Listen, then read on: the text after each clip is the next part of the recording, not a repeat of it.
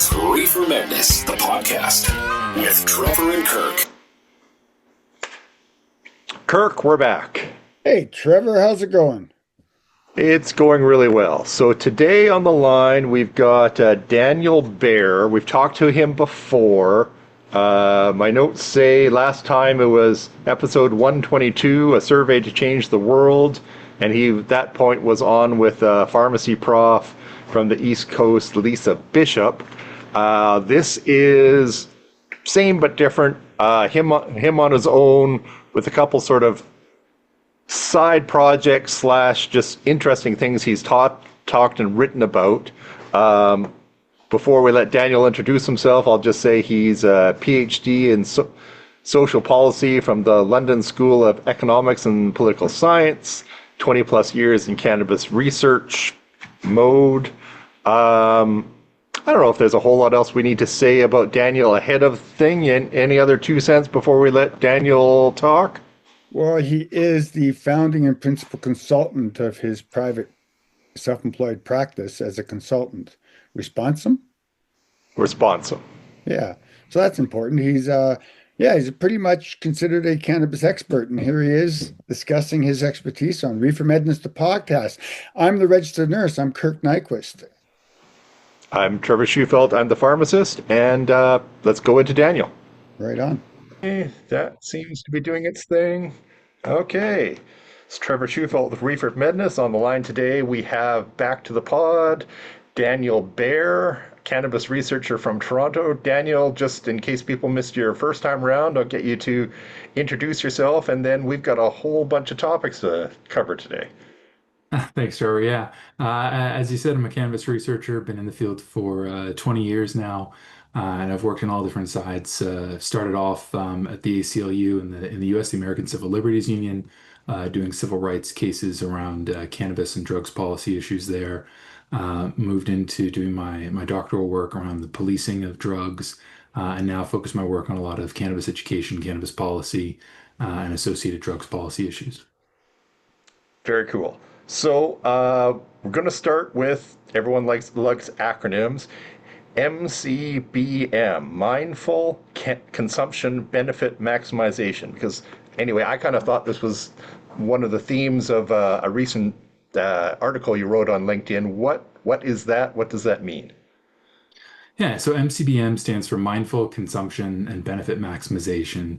And the idea behind that really is, I'd say, the culmination of several years of thinking and work where, I know what I grew up with in terms of cannabis education. I was in the US growing up in the 80s, and we had Nancy Reagan and DARE and Just Say No. And that didn't help me when I was a teenager consuming cannabis, right? I didn't know how to do so safely. And so I did stupid stuff like, smoke out of a crushed Coke can or something, right? Like, which is just really, really bad for you. And, some of the work that we did about 4 years ago, building the Weed Out Misinformation campaign, which is a website and tool for bud tenders and consumers, that really got us to the idea of thinking beyond the prohibition mindsets around cannabis and got us thinking about how do we talk about benefit maximization. And benefit maximization is sort of akin to harm reduction, but starts from the idea of how do we make this the best possible experience for someone, which implicitly invokes harm reduction, right? The best possible experience involves reducing harms. And that got us sort of halfway to the mindful consumption benefit maximization approach. But we knew with Weed Out Misinformation there was something missing, and it's that front side of MCBM, mindful consumption. So you can tell people, here are the ways in which you will have a safer, more enjoyable experience, but you have to first understand what they define that as, what their experience what they want their experience to be. And for that, mindfulness plays a really important part. So the idea there is that people are mindful about their consumption. They're thinking through, why am I doing this? How am I doing this? And if we can get them to engage in that process, and we all do this to an extent, but to actually set down a process whereby someone says, what do I want out of this experience of smoking this joint? Why am I doing this? What do I hope to achieve out of it? And once you understand and define those parameters for yourself, then you can then identify what the right ways to maximize the benefits of that experience will be and also reduce the harms. And I think about this as a very important element because if we're just mindlessly consuming drugs, and think about coffee, right? So many Mhm. people pour themselves cup after cup of coffee without thinking about it, right? And they're not thinking about, Me. yeah.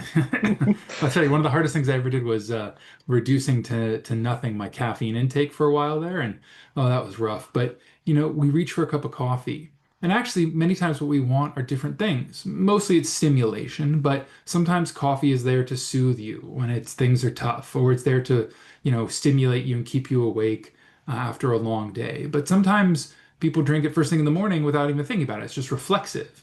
And maybe actually, if they were mindful about their coffee consumption, they would ask, well, why is it that first thing in the morning I'm so tired and feel the need to do this? What is it in my life that I'm actually not getting enough sleep? Am I, having stress about the upcoming day? Do I need to do things that maybe put me in a more positive frame of mind and not just rely on the caffeine itself? So I think there's a lot of ways that we can employ this. We've used mindful consumption and benefit maximization right now for cannabis, but I think it applies to a lot of other areas as well. And with that, I'll No, stop my monologue. yeah, no, no, no, no. That is super cool. And Kirk and I talk about this a little bit on and off the air. If you do any cursory Google search for like cannabis literature, the first 18 things that pop up are all about cannabis harms. How is this harming someone? How can we prevent the harm? You know, too many young people or too many people with heart conditions, too many. So I like this whole standing on a head about, the maximization of benefit and mindful consumption. It's a terrible analogy. People hate it when I compare alcohol to THC, or to cannabis, but I'm going to anyway. Everybody, we all know people who use too much alcohol, but on the other hand, there's lots of people who, at the end of a day, they have a glass of wine, they have a beer to just sort of relax at the end of the day. And that's not a bad thing. There are many people at a social situation. The first thing they do is they have a shot of something that Yeah. calms them down and makes them more Social social. lubricant. Yeah. A social lubricant, that's the word. And we all seem to understand that that is a benefit. Now there is a bazillion negatives to alcohol, but we all seem to understand as a society there is some social, and even there's some benefit to alcohol. All the people who want there to be zero alcohol out there, don't shoot me. This is just accepted in society. So, but yeah, it's very cool to talk about the benefits of cannabis, like not even medically, just mindful benefits of cannabis. I really like this mindset. Yeah, and those benefits are defined individually. It's not me or the research teams that I work on defining those benefits. The mindfulness allows the individual to identify what it is that's working for them and what's also not working for them, right? If they engage in mindfulness practices and say, actually, you know what I'm seeking from the cannabis is actually something I could seek elsewhere, or I'm trying to make up for a deficiency elsewhere in my life, and cannabis might not be the right tool for that, then that's fine. I know that when I was a young person, I started consuming cannabis because of PTSD and a traumatic brain injury, and after a very serious assault. And I consumed way too much cannabis because it helped me deal with the PTSD. It helped me, deal with the feelings that I had. And you know what? To be frank, it probably wasn't the best approach for me. I could have, had I better engaged or had better counselors. I had some counselors who weren't particularly effective or empathetic, which is odd for a counselor, I know. Or maybe I was just 16 and obstinate. I don't know. But if I had been engaged in some mindful practices and someone had said, instead of what they did say, which was, you don't smoke cannabis at all, it's going to kill you, rot your brain, whatever. Instead of they had said, well, why do you think you're consuming? What is this providing for you? Maybe that could have started a conversation that would have reduced my cannabis consumption. And while I think that in the long term, I probably wasn't too negatively impacted by high frequency cannabis consumption at that age, maybe a bit, I don't know, but I think overall it might have been a different trajectory. And part of the challenge with MCBM, the pushback that I've received from folks, um, is that there's a lot of folks who are very anti-cannabis, and you just mentioned this. Mhm. There are harms associated with cannabis, particularly now with the high amount of high THC products on the market. Young brains and high THC are not a great combination in the best of circumstances, and particularly when there are individuals with a history or family history of mental illness or psychopathy or things like that. We know that there are very high risks there. And so, if we can help people engage in a mindful practice and avoid some of the harms we do know about, then that's, a public health win. And by asking them, what do you want out of this experience? How can we help you obtain that experience? Instead of starting with the harms, which has been the traditional approach, I believe that we're better able to engage individuals and actually bring them into a discussion about what those potential harms might look like without making that a stigmatizing and fear-based discussion. No, and that segues nicely into one of the parts of your article that sort of caught my attention.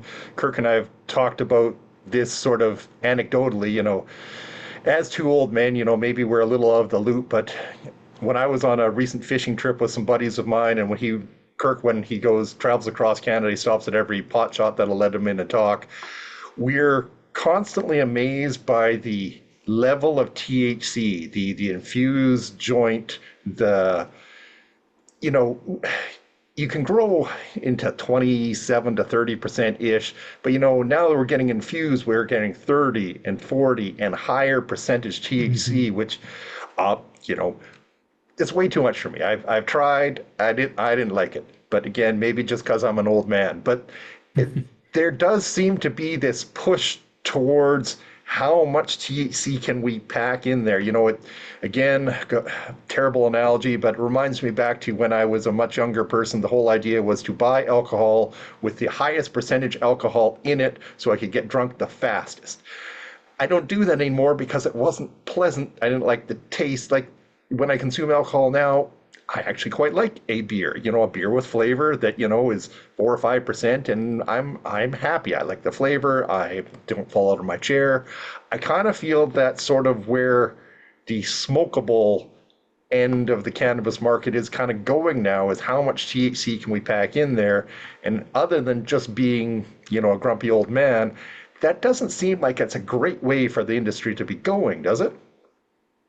No, I think that the very high percentage of products out there, and flower in particular, that are over 30% THC is a bad sign. My understanding of the industry is that those products command a higher price, and given the tight margins that producers and retailers are operating under, they want that higher priced product in order to stay afloat. And so I think partially this is an issue of education, partially it's an issue of market economics.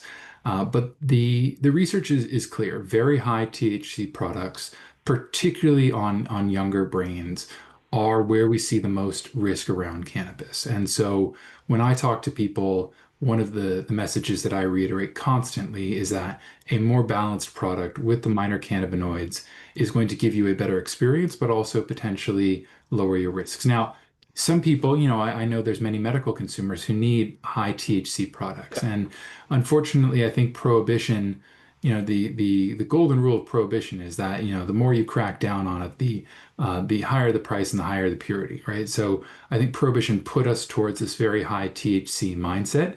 But I like to ask people, you don't go looking for a dessert and picking a dessert based on the amount of sugar that it has, right? You want something that is not overly powerfully sweet. Some people like that, some people don't. Most of the time, you don't go shopping for that.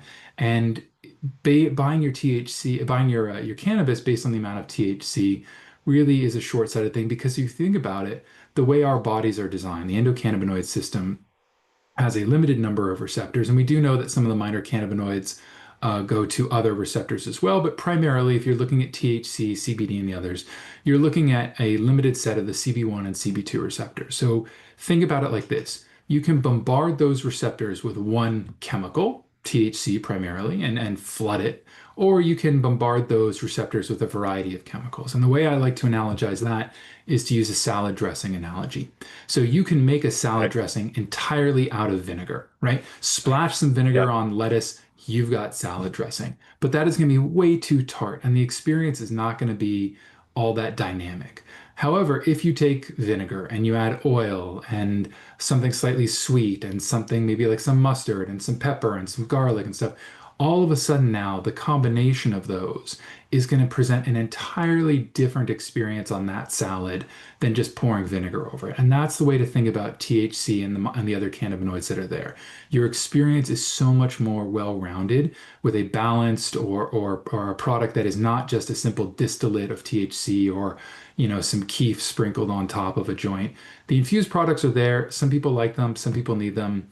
That's fine. I'm not saying you can't or shouldn't ever consume those. Personally, not my cup of tea, but I'm not talking about prohibition here. But I think we need to think about how we're educating people, particularly new consumers, and saying, what is it you're looking for in this experience? If you want to get totally blasted on THC and the effects of THC, there's a product for that. But I think a lot of people are actually looking for something else. And I can't tell you the number of folks I've listened to who said, yeah, I take like one tiny hit on a distillate vape pen or one tiny hit on a joint and then I put it out and then I have another tiny hit the next day because it's just so strong. And I asked them, well, why don't you just buy a less strong product? Why don't you go get, there was some pre-rolls I saw the other week that were, I think, 8 or 9% THC, relatively high CBD, and I tried one, and it was lovely. It was quite nice. It was very mild and balanced, and for what I was looking for from that experience, which was sitting in my backyard doing some reading and some gardening. It was lovely. It was perfect. And so I think we need to think about how we're educating people, and then also, as I mentioned earlier, what the market forces are that are pushing people to try and sell these products that they think they can get a more premium price for. You were just the master of the segue because that leads me into, so this has been 18 years now, 18 years, since 2018. Well, Renee can make me sound like I know what I'm talking about. Since 2018, we've been legal, and pot shops have opened everywhere. For a while, people were complaining there was more pot shops in Manitoba than Tim Hortons. I don't know if that was quite true, but it caught some headlines. They didn't all do that well. Some even huge companies didn't do so well. There's a bunch of bankruptcies. Some people blame taxation. So and like you said, there seems to be a push towards the higher THC to squeeze a little bit of profit out. What's been going on that way? Well, I would start by first defending the idea of the oversaturation of, particularly in the retail side of things. Last numbers I looked at were about 2,700 stores across Canada, and that has reached a saturation point. I think we're already starting to see a small dip from what I heard from some industry folks. I think we're going to see more of that as 5 and 6 and 7 year leases expire on stores. But that saturation was actually, I would argue, a good thing. And there's been some research that has shown that saturation was effective in bringing consumers in from the illicit market and bringing them into the legal market without having at least from a public health standpoint, the argument of bringing in new consumers who were not already consuming cannabis. So you brought in current consumers. You didn't suddenly see this huge rush of new consumers, though we have seen a small increase overall.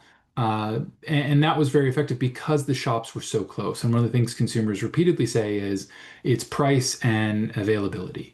And so, here in Toronto, we had an issue that the city of Mississauga, which is, the second largest city in Canada, if I'm not mistaken, and, abuts Toronto, had for the longest time prohibited legal cannabis shops. And so you had individuals who were either going to the illicit market or going to, illicit dispensaries. And when they lifted that, there was a surge in stores. And I think that was overall a positive thing to bring people again out of the illicit market. But the big challenges that I've seen, and in talking with folks in the industry more, the challenge in selling cannabis has come from so many different angles. We legalized and had this duality, right, where we wanted to pursue a very the classic sort of late stage capitalism model of, push out this commodity to as many people as possible and have minimum wage retail workers sell it. It's the Best Buy approach to selling cannabis, right? Sell as many electronics as possible. The people who are selling them don't need to be super well informed, although many of them are and take their own training to do so. But that way you don't need to have an expert, as opposed to going to the old school stereo shop, right? Um, and in doing that, in pushing out that model, we paired that with a public health approach, which put very tight regulations on the storage, on the transportation, on the production, on the security, on the auditing, all of that. And that those two things don't sync up very well. And that's really a problem. I was speaking with someone who worked on the federal legalization, and she said, our job was never to make sure people made a profit on this. Our job was to legalize it, make sure it was safe. If people can make money off it, great. But that wasn't the job of legalization. And I think that shows. There's a lot of people who went into this thinking that they would make a quick buck off cannabis and then realize the challenges and the dynamics here. And then at the same time, there was a lot of tech bros and people with no real cannabis experience who said, I'm going to dominate the market and become the Uber or the Amazon of cannabis and build out way more square footage than I can actually ever sell cannabis plants for. And then that showed that they had, didn't know what they were talking about, weren't growing great cannabis. So there's a whole mixture of forces here, but it comes down to our conflicted nature in my mind. We wanted to legalize, but we wanted to appease business and public health at the same time. And that's quite difficult. I think if you look at places like Germany, their legalization model, much more focused on the public health questions than on the commercialization. If you look at the Dutch pilot project that's ongoing, where they've required 10 municipalities to only buy from legal sources for their coffee shops, that's taking a semi-commercialized model, but still focusing quite heavily on a regulated, limited industry. Malta, you're looking at the Cannabis Social Club model there, which is really a non-commercial model. So there was a lot of other approaches we could have taken. We decided to take this, and frankly, the Uruguayan model was the only model we could have looked at for our own experience, and that one again has its own limitations. They're primarily having sales through pharmacies and registered purchases, which means that when you go and buy cannabis in Uruguay, you have to sort of become, you get put on the government books, and a lot of people don't like that.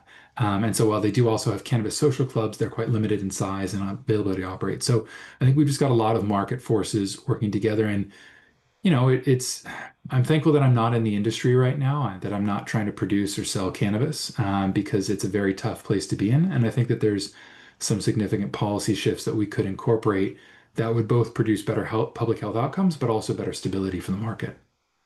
And how about just plain taxation? The thing we hear complaints about is just not every just pot shot or massive grow up thought they were going to get rich. All the provinces seem to have thought they were going to get rich, and I suppose the federal government too, off of cannabis. And the amount of tax, for every, I forget what the percentage is anymore, but it's for every dollar you spend on cannabis, an inordinate large amount of that goes just to pay taxes. Like, if you cut the taxes in half,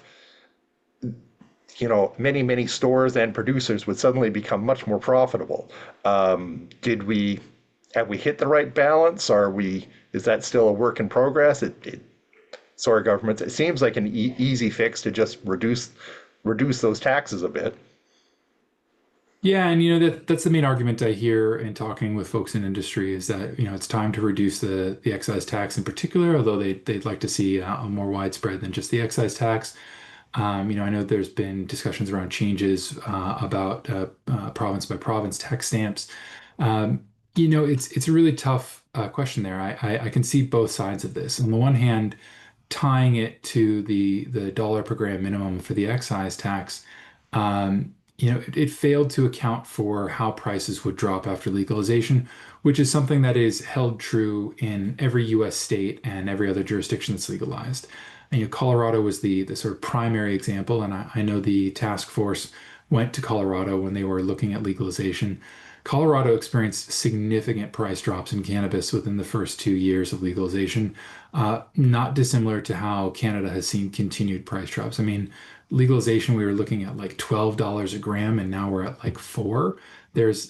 That's not surprising. And so that the percentage of that cost that is now going to tax has just continued to increase. And so tying or reducing the minimum from $1 per gram might be a possible way to improve the financial stability of the market. And we do need that, right? We need a stable cannabis market. And if we're going with a commercialized capitalist approach to cannabis, then you need to have some stability there for the people who are in that industry if you don't want us to slide back into people going to the illicit market. And we've been very successful at capturing people from the illicit market, but if the local store doesn't and no longer exists, if the prices can't continue to compete with the illicit market, then people might not stick around with that. They do like the quality of the product, although we know that there is some THC inflation, and we know that there are some issues in production sometimes. But thankfully, we've been pretty stable on ensuring we're keeping out certain growth regulators and things like that. But people aren't focusing on that. They're focusing on price and availability. And if those things go away, then we risk having people go back to the illicit market. And the illicit market is frankly a dangerous place for people to be purchasing their cannabis. And it Some of sounds the time like it's fine. more expensive, which is I hadn't thought of, but that's yet another good argument for the legal market. Yeah, and when you were talking about taxation overall, it can't be disentangled from the larger elements around it, but it does play such a key role. And I hear industry, saying we need to change the excise tax, need to change the excise tax, and that will help them assuredly in some ways. But I think that they can't simply call for financial improvements to their situation without also having to answer some questions about the high THC that's there. And so I suspect what we might see long term is that there's a bit of a negotiation informally between the limitations on THC in some products and to some consumers and the changes in taxation policy. If we look at Germany, people under 21 in Germany are limited to cannabis products that are 10% THC maximum. And to be honest, I think that's actually a pretty good idea. I think it'd be, the horses left the barn potentially here in Canada, but it's not a bad policy. We know, as I said earlier, the risks around cannabis, for an adult like me, who's every once in a while having a little bit of cannabis, a very, an infrequent consumer. It's very minimal risks, particularly as I tend not to be a smoker. So I'm not, using combusted products. But we do know that, high THC, as I said, particularly for young brains, but overall, it does have direct correlation with substance use disorder, although some of those measures don't take into account medical use, as you're aware. But we need to think about how we're actually approaching this product as a whole plant and as the end results that are coming out of a production process that is trying to keep businesses are trying to keep themselves afloat and government is trying to protect people's well-being. Okay, and before we run out of time, I want to talk about a bot you're working on, but I just want to squeeze in one more thing before we get to the bot. So we've been talking about the smokables, maybe the THC levels getting a little too high, but edibles. There, many people have complained to us and others that the 10 milligram maximum on edibles is not doing it for them. It's not working.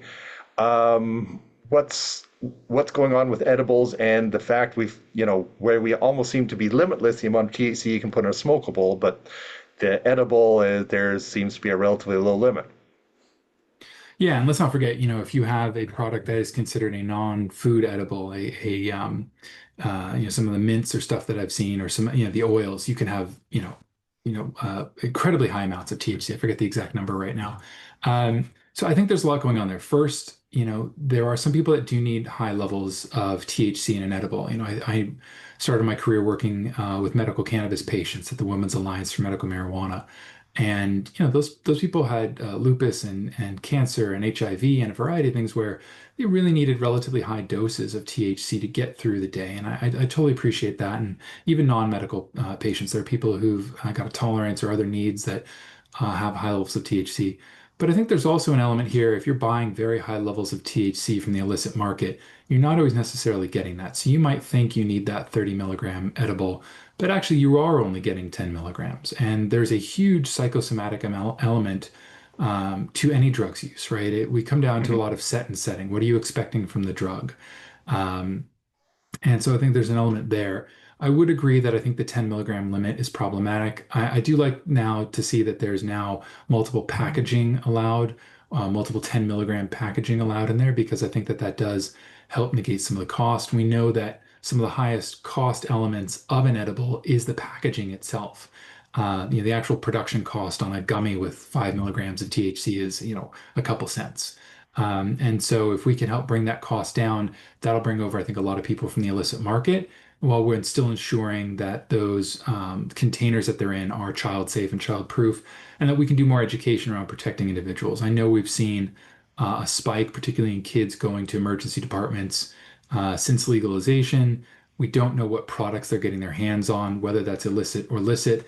I'll tell you, my wife and I both struggle to open an edibles package, so I Yeah, do me too. suspect that some of those poisonings are potentially from I'm a illicit products. pharmacist. I deal with child-proof containers every day, and I don't know what magic they put on those Ziploc slides, but they are not easy. They are definitely complicated, and it's it's one of those things where it's like, credit to you, this is child proof and adult proof. That's good. So, bot. We a little bit off camera. We talked about a bot. I really want to slide this in before we get run out of time with you. So, you were talking a little bit about a new project you are working on. I'm just going to leave it there and let you sort of introduce that to the folks. Yeah, so a lot of my work's been around cannabis education, and one of the big challenges is that people find most of the information out there problematic. As you mentioned earlier, it starts with sort of, here are the harms around cannabis. And even if the education materials do then transition to, and here's what you can do about it, which too few of them do, there's not a lot of resources, and we can't write every answer for every question that people might have out there.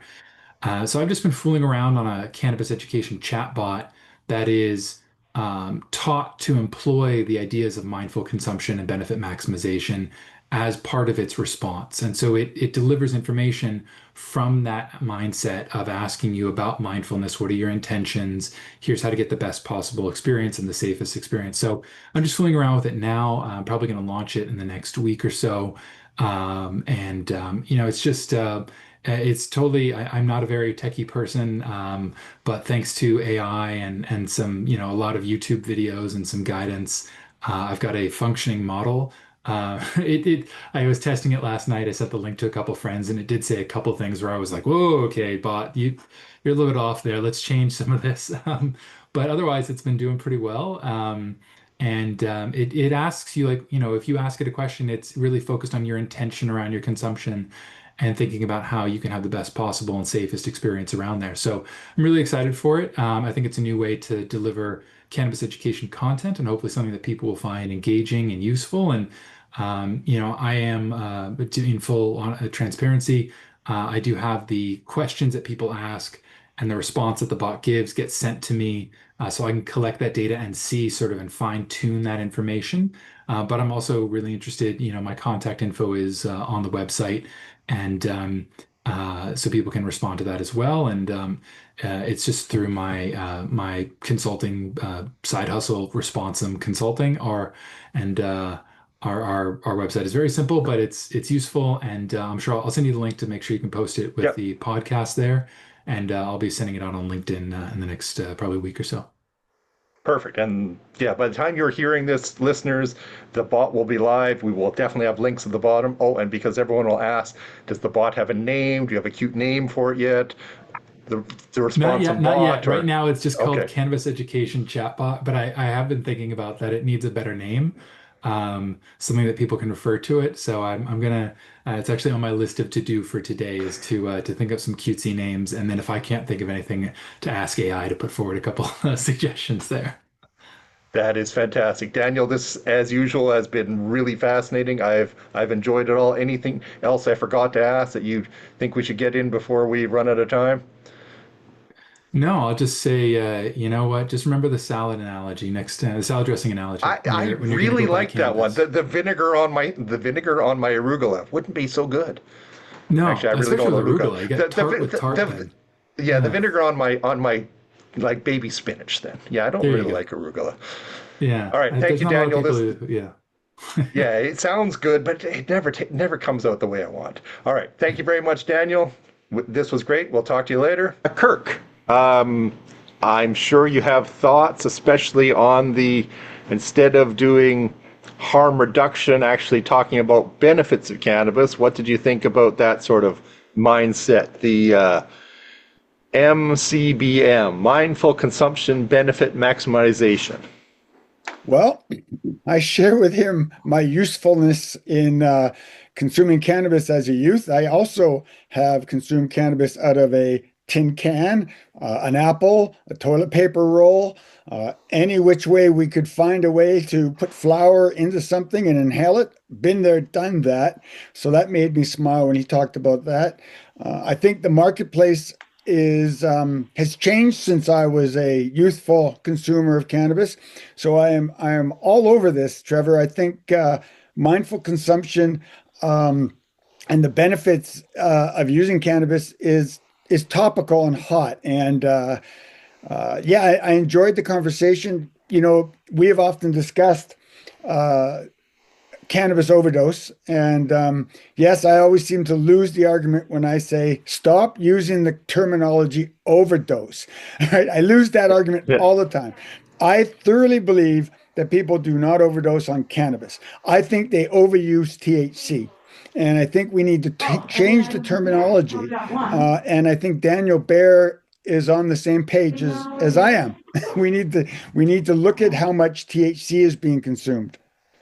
Yeah, no, I agree. Now, we won't rehash overdose, but I especially liked, well, you and I have talked before about, you know, our personal experience with some of these really high dose THC stuff, and neither of us were a big fan.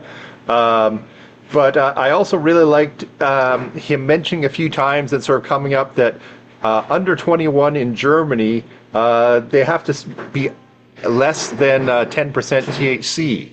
Like you said, in Canada, that horse may have left the barn, but I thought that was just an interesting thing that they're doing in other places. But yeah, the whole market, the whole cannabis market is tight margins. Like, there's not a lot of room for profit, and the belief amongst cannabis growers and sellers right now is basically the higher the THC they offer, the more profit they're going to make. True or not, I like the fact that Daniel's trying to convince people that that might not be what they should be looking for. And I really liked his salad dressing analogy of, you know, you wouldn't put just vinegar on your greens because it wouldn't taste as good as if you mix it with a few other things. Yeah. Oh, yeah. Yeah. The salad analogy is wonderful. It's also the coffee analogy is wonderful. You know, I was on the computer today looking at posts and reading about cannabis, and one of our past guests, Kaylee Beaudry, posted on LinkedIn about how Alberta is making the most money off cannabis in Canada through taxation. And I responded to her, and I think what we have to do, and it's not just the medical field, because as a registered nurse, I speak as a nurse, but also as someone that has spent some time studying, researching, observing, looking at the rec market. And I sometimes wonder if the rec market's not doing itself a disservice. And I think we got to stop looking at cannabis as a substance of misuse.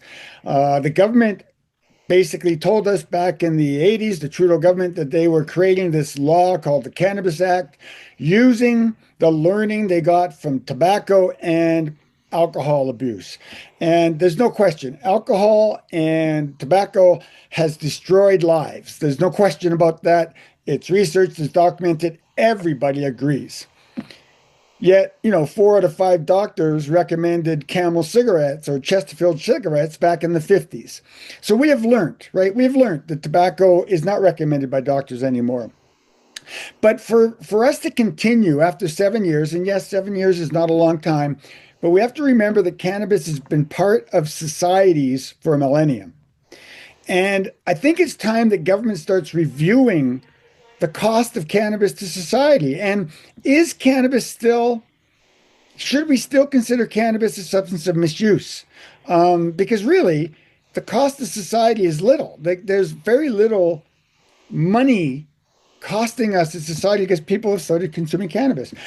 the whole THC thing, yeah, come on, man. We don't need a spliff in recreational markets that high. I mean, we don't sell Everclear in Canada for a reason, right? As far as I know, we don't sell Everclear in Best of Canada. my knowledge, we don't. Not And in for you Manitoba, Canadians, anyways. that's basically pure alcohol that you can Yeah. buy in the U.S., but can't buy here. But even if you, whether you care that cannabis is a substance of misuse or not, even from the business point of view, a few things that I thought was very interesting.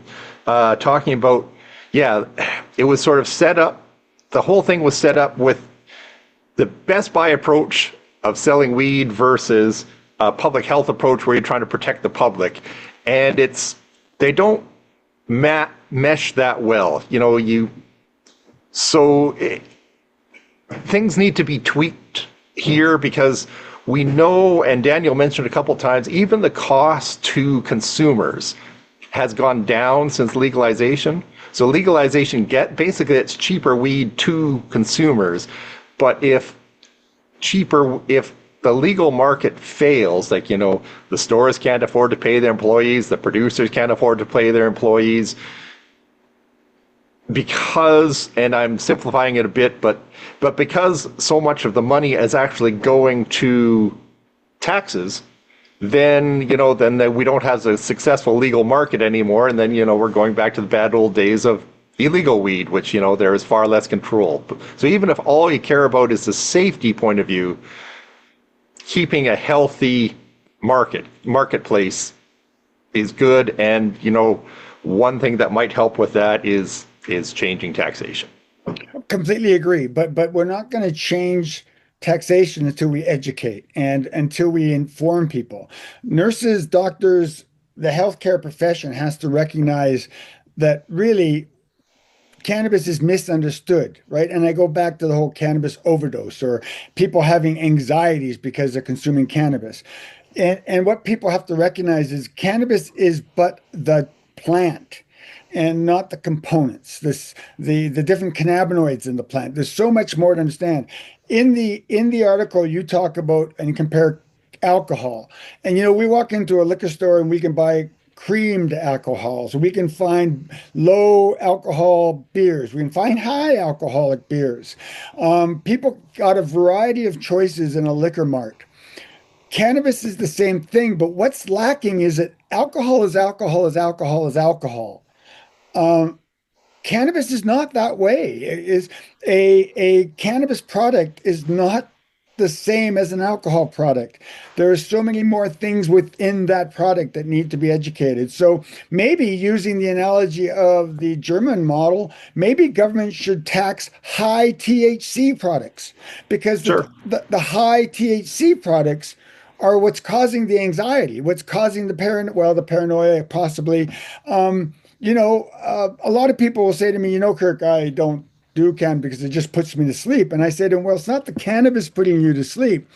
It's the fact that you've maybe got an old product and the THC has converted to CBNs, or maybe you bought the wrong product. So I think the industry has to learn to educate. And the problem with that, Trevor, is of course we've got that Cannabis Act, which is very restrictive. However, if you choose to educate rather than promote cannabis, I think there's a way around the Cannabis Act. I think if companies learn to educate people on the cannabinoids, and if they use someone like a nurse or a pharmacist to help them, Sure. and maybe this is the appropriate time to refer people to our blog page, because if you go to our blog page, reefermed.ca, you'll find 6 public service announcements that we produced with the help of the cannabis industry, right? So we've produced education on cannabis to help people understand the product. Daniel Baer is completely on mark here. The problem is not cannabis. The problem is how people use cannabis. And the problem is that the industry needs to do things to create more money, therefore hefting up the THC, which is dangerous. And God, did I say that cannabis can be dangerous? I don't often say that. But high THC products are dangerous. I think I told you in one of my road trips, I found 1,000 milligram cookie in a rec shop. Now that was in a First Nations rec shop, but that wasn't recreational cannabis. That was medicinal cannabis. I'm sorry, people, but there's no reason in my mind anybody should be swallowing Everclear by the ounce, and there's no reason why anybody should be swallowing 1,000 milligram cookie for recreation. So I think for Daniel Bear's right on the recreation. mark. Absolutely. But we should say, because he mentioned a few times, it's worth some people for medicinal reasons do need higher doses of THC. So it's not that they shouldn't be available. Two just little things that I really liked, because it comes up every so often about, children ending up in the emergency room after consuming mom or dad's edibles. And that's, I'm not saying that's good. No one's having a good day when that happens. But Daniel made a really good point that I just hadn't thought of is, do we know if that came from the legal or illegal market? Because the child-proof containers in the legal market are really good. Like, literally, if you've never opened one, even their literal Ziploc bags are hard to open. So, just thoughts on, what the kids got. We don't know. We're speculating. But, just the child-proof packaging in the legal market is very good. And the other is because everyone's going to want to... It's senior proof. It's not... It's everybody proof. They are hard to open. But the other is the chatbot we mentioned right at the end does have a name now. The chatbot is HERBy, and that is the Helpful Education Benefit Maximization Tool. So HERBy, the chatbot, I played with it a little bit. It's kind of fun. We'll have links to it in the show notes. Okay, I need to jump back to a comment you just made about there is a place for 1,000 milligram cookie. But if I'm going to make a political comment, not in a rec shop. Now, let me qualify. Yeah. Let me qualify that statement. We know that Health Canada does not support the medical market very well. We know that it's very cumbersome for people to get their medicine through the online system. Therefore, they go to rec shops.